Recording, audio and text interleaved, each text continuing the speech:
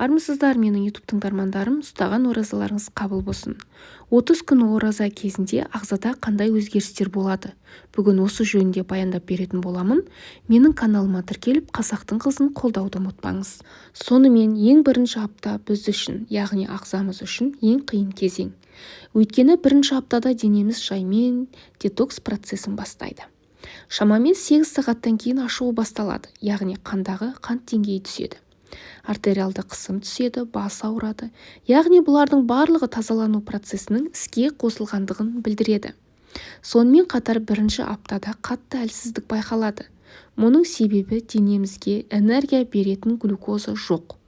Бұрын ағзамыз глюкозаны тамақтан алған болса, бұдан кейін денеміз глюкозаны денеміздегі артық майдан немесе бұлшық еттен суырып алатын болады.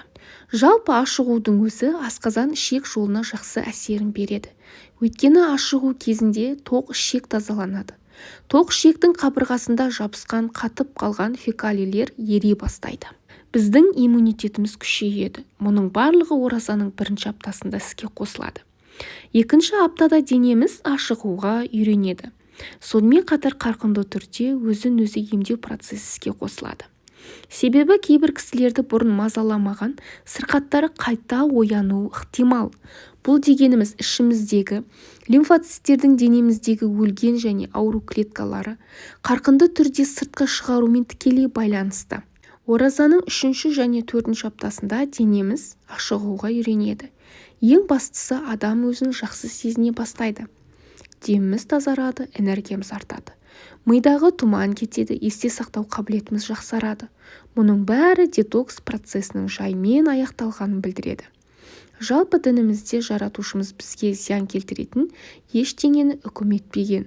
Сол үшін ораза деген бізді қинайтын емес, керісінше бізді емдейтін, тазалайтын амал парыз екендігін ұмытпайық. Ораза ұстау пайдалы, себебі ол тамақтану туралы хабардар болуымызға көмектеседі. Бірақ оразаны бір ай ғана ұстау керек, оны ай сайын ұстаудың қажеті жоқ. Үздіксіз аштық салмақ тастаудың тиімді жолы емес. Себебі сіздің денеңіз майдан күш алуын доғарып, оның орнына бұлшық еттен күш алуға көшеді. Француз биологы, ішкі ағзалар бойынша білікті дәрігер, Нобель сыйлығының лауреаты Алексис Карель өзінің белгісіз адам деген еңбегінде былай дейді. Адамдар барлық ғасырларда ораза тұтқан. Сондай-ақ барлық діндер тамақ судан тыйылып ауыз бекітуге шақырып келген. Адам ауыз бекіткенде ең бірінші аштық, одан әлсіздік сезінеді. Кейде осының әсерінен адам қобалжуы да мүмкін. Бұл сыртқы болып жатқан жағдайлар. Бірақ ішкі организмде құбылыстар бұған қарағанда маңыздырақ. Осы сәтте бүйректегі қант қимылдайды. Онымен бірге терінің астында сақталған майлар да қимылдап ериді. Ішкі ағзалар мен жүрек бір қалыпты жұмыс істеу үшін барлық организм өзіндегі сақталған қордан қажетті энергия жұмсай бастайды. Бұл болашақта адам организмінің жақсы жұмыс істеуін қамтамасыз етеді. Көптеген ғалымдардың айтуынша, ауыз бекіту арқылы денедегі май құрамы азаюымен қатар холестерин мөлшері де бәсеңдей түседі екен. Бұл дегеніміз қанның қоюлануының алдын алады.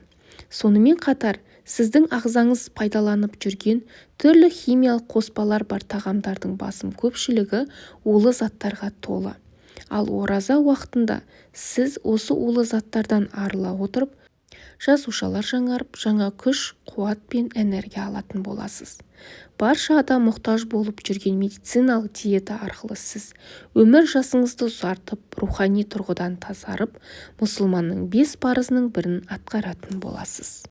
Ораза тұтудың ағзаға пайдалы екені дәлелденгенін білеміз. Алайда дұрыс режим қалыптастырып, ас мәзірін өзгертпесек, пайдасынан гөрі зияны болуы бек мүмкін. Сондықтан сапалы және дұрыс тамақтануды қолға алайық.